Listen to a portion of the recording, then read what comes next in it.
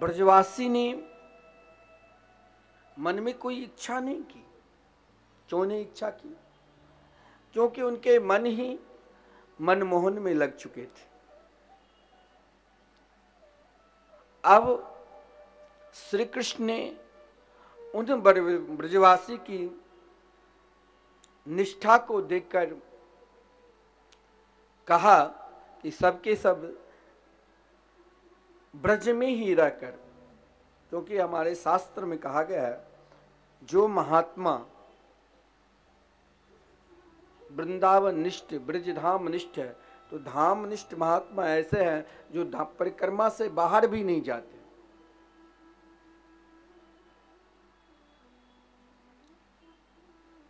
तो भगवान ने सोचा ऐसे धाम निष्ठ महात्मा, ऐसे धाम निष्ठ भक्त जिनकी निष्ठा एकमात्र मेरे ही चरणार बिंद में लगा है, और उन भक्तों की सबकी इच्छा होती है कि अपने कुल देवी देवता को भी प्रसन्न करके रखे, ताकि वंश बढ़ेगा, घर में शांति मिलेगी। तो भगवान ने कहा इन सबको तो शांति से ऊपर उठना है, और शांति से ऊपर एक ही है, वो क्या? तो कृष्ण प्रेम। तो श्री कृष्ण ने स्वयं को मन में तो संकल्प लिया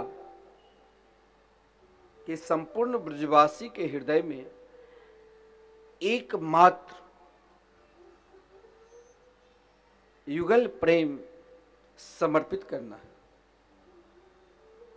इसके लिए क्या किया जाए? तो सर्वश्रेष्ठ देव के रूप में गिरिराज गोवर्धन नाथ को भगवान ने अपनाया।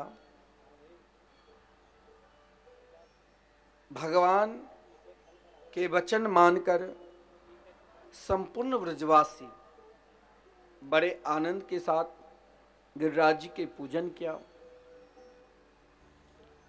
देवर्षि नारद जी ने सोचा कि कहीं इंद्र के तो अभिमान तो नहीं हुआ, जरा इंद्र के पास जाऊं। इंद्र ज्यों ही सुना कि लगता है अब ब्रजवासी लोग मेरी पूजा बंद कर दिया है। अपना शास्त्र में कहा गया है कि कोई आपके सही में शुभचिंतक है तो आप चाहोगे कि वो हर हमेशा हमारी प्रशंसा करे, तो कभी कभी प्रशंसा से भी अभिमान बढ़ जाता है, और उन प्रशंसा में जो सही में आप सत्य मार्ग पर चलने लग जाए, उस समय कुछ देर आपके ऊपर कोप भी कर ले, नाराज भी हो जाए, तो उनसे आपको बैर नहीं करना है। वो आपको निर्मल कर रहा है। आपके अंदर जो कहीं मैल छुपा है, उस मैल को दूर करने के लिए ही आपके ऊपर नाराज भी होते हैं, आपके ऊपर गुस्सा भी करते हैं, और हो सकता है आपके सामने ही महाराज जो बात आपको प्रिय ना लगे वही बात बोलने लग जाए। तो देवता सब पूजनीय हैं, तो देवराज इंद्र ये काम क्यों किए? यहां देवराज इंद्र ने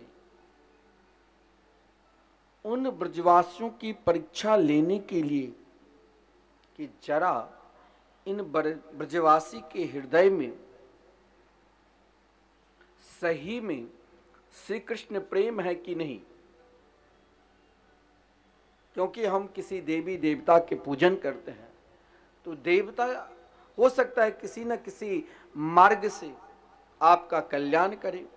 अरे जिन देवताओं के लिए ही जब देवता प्रार्थना करते हैं तभी भगवान अवतार लेते हैं, और इंद्र को तो भगवान स्वयं बनाया।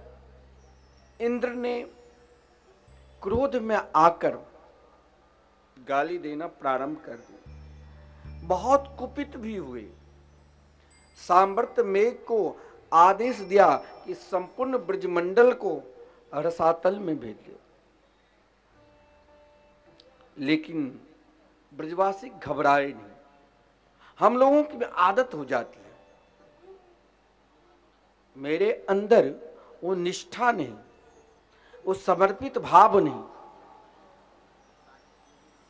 जिस भाव से हम तो भगवान के मार्ग पर पूर्ण आ चुके हैं, लेकिन क्या होता है जीवन में तनिक शारीरिक कष्ट या किसी भी प्रकार के कष्ट मिलता है तो हम भगवान को छोड़ देते हैं। लेकिन गिरिराज पूजन से पत्थर की तरह निष्ठा, धैर्य और विश्वास उन ब्रजवासियों ने दिखाया।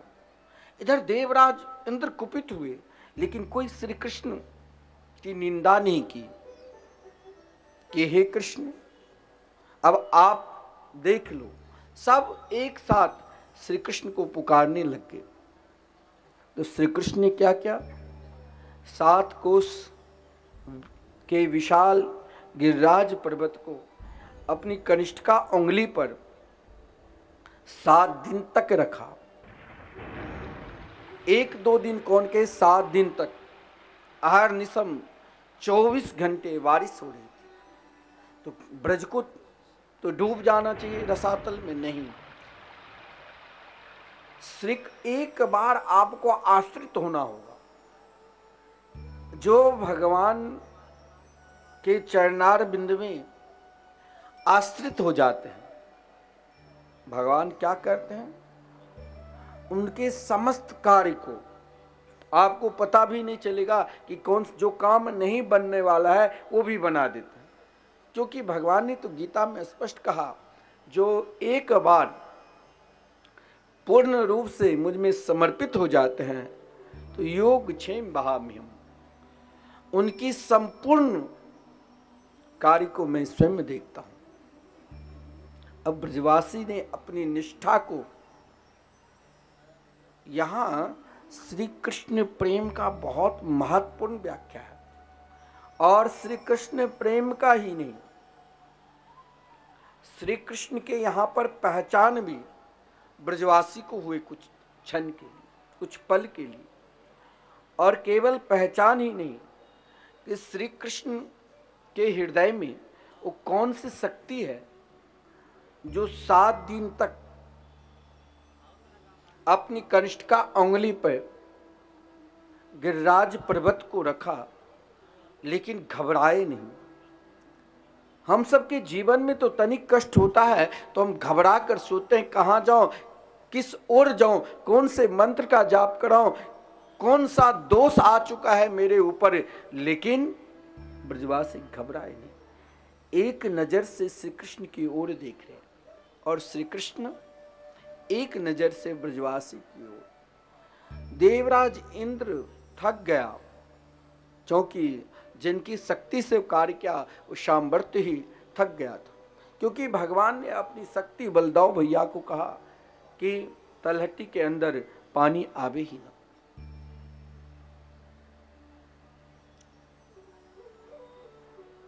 लेकिन एकाएक जो ही गिरिराज पर्वत को रखा तो संपूर्ण ब्रजवासी जो कभी कृष्ण के अंगुली पर कान पकड़ लेते थे तो कभी उनके पीठ पर बैठ जाते थे, सब हाथ जोड़कर खड़े हो गए कि आप तो भगवान हैं।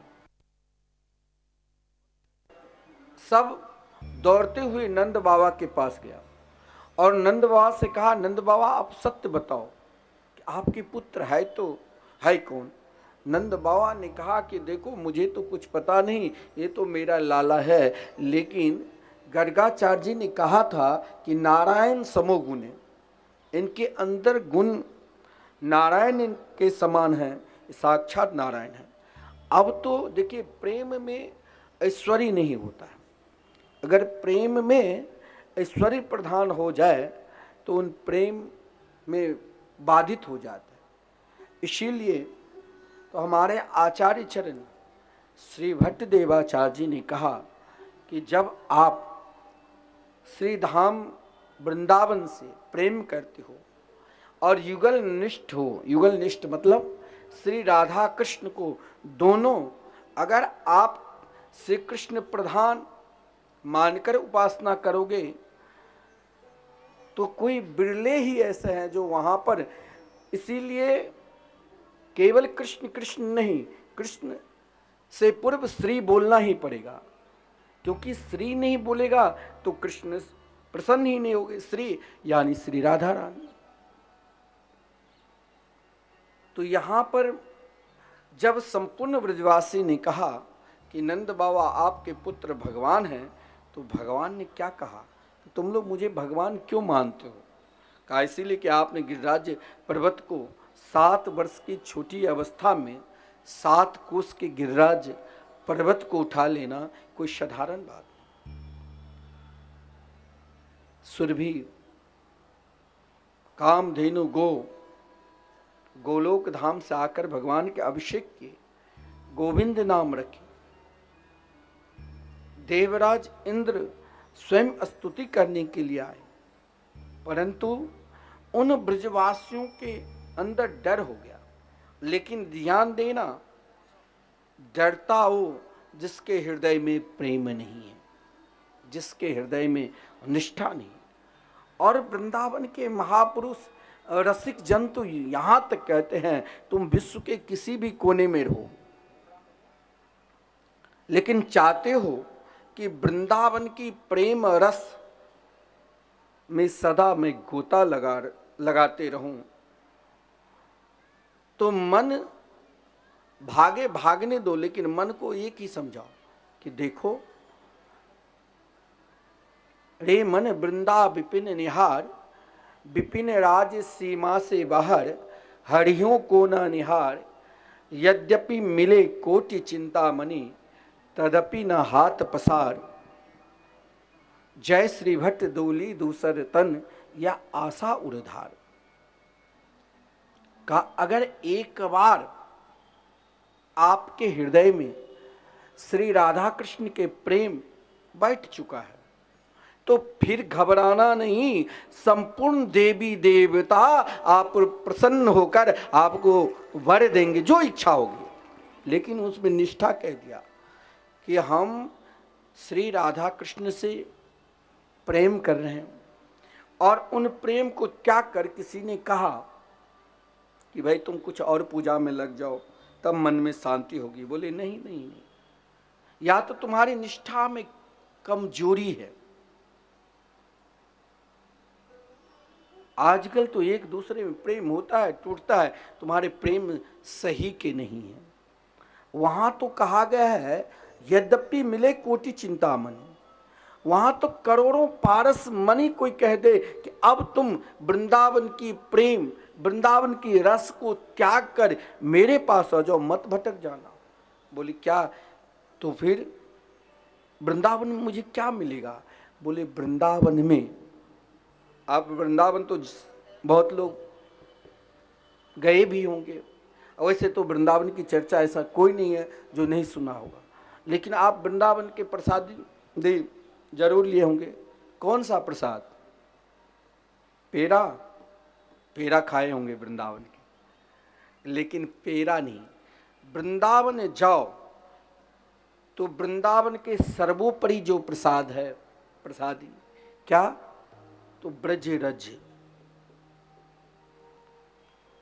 ब्रज की धूल,